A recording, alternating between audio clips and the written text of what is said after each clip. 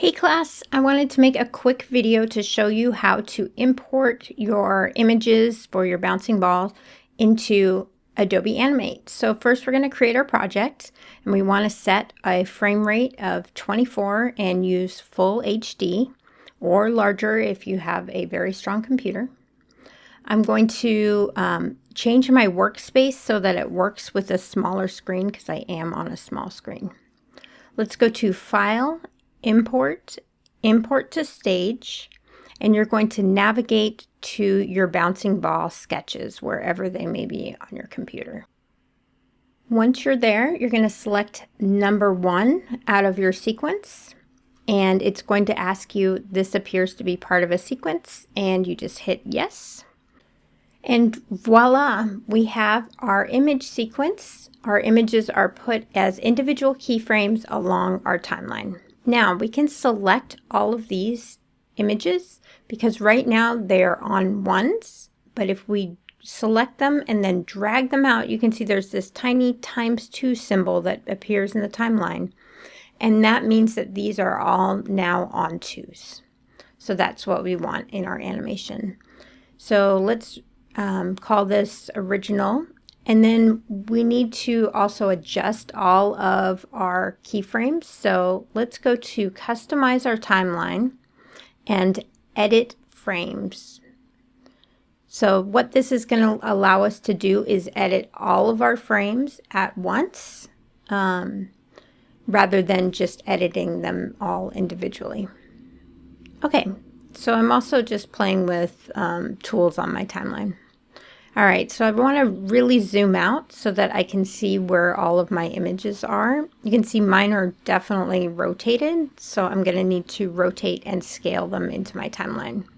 Now by clicking on this Edit Multiple Frames button, there's a little slider at the top of our timeline that I'm going to click and pull out so it covers all of the frames that I want to edit.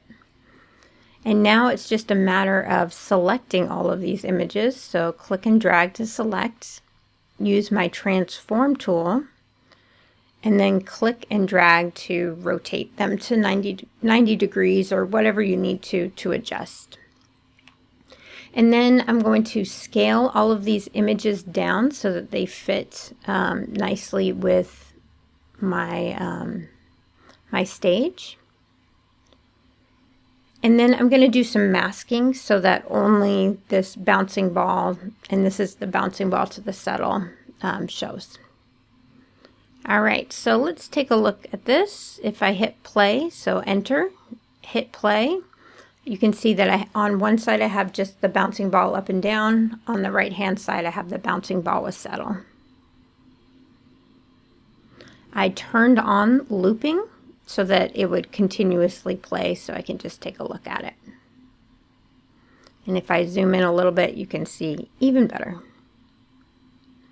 Okay, so the next thing I want to do is create a mask so that we only see the bouncing ball settle. So I'm going to create a new layer, and I'm actually going to call it mask.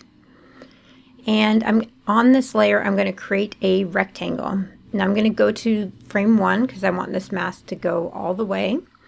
And I'm just going to click and drag out where I think that this mask should go. So the square that I just drew is where it's going to show. And then just select your layer, right click and hit mask. And voila, again, I have just my bouncing ball to settle. All right, so that's one side done. And then I would like to add my bouncing ball that is just bouncing up and down as a loop on the other side.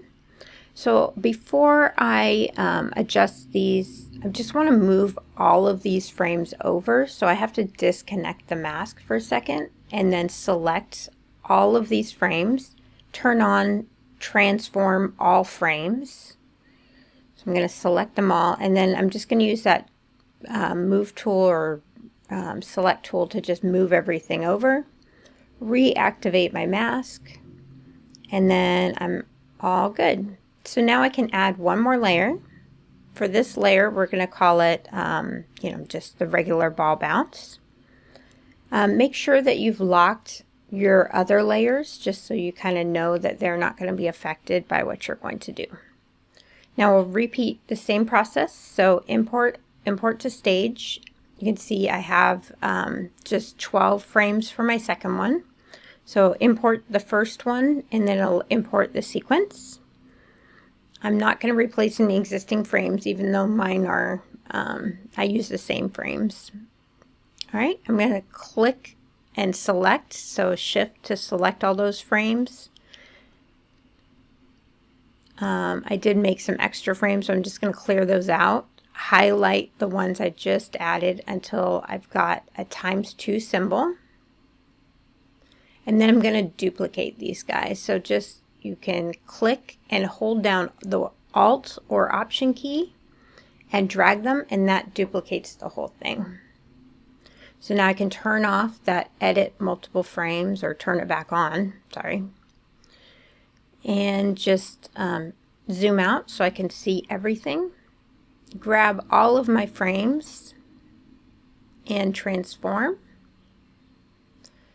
Rotate them and scale them down.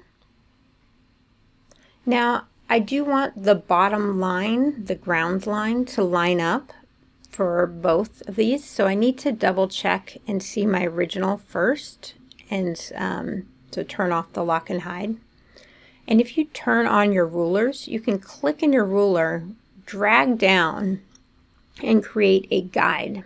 And so I'm going to line up my base, my ground, with my guide. And click and drag this up, so now it makes sense where it's positioned. Going to add a new layer, and sorry, I did speed this up quite a bit, with a new mask. Click and drag that mask where I want it to show, and then select both layers, or right click the mask layer and hit mask. And so now when I hit play, you can see that I have both of mine. Now I did have some extra frames at the end of the settle, so I'm just going to remove those frames so that I have a more perfect loop.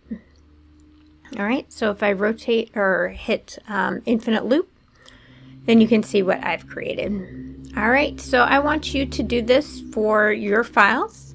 And then at the end of these frames, you can also add your third bounce if you would like, or you can create that in a separate file. Let me know if you have any questions. Thanks, class.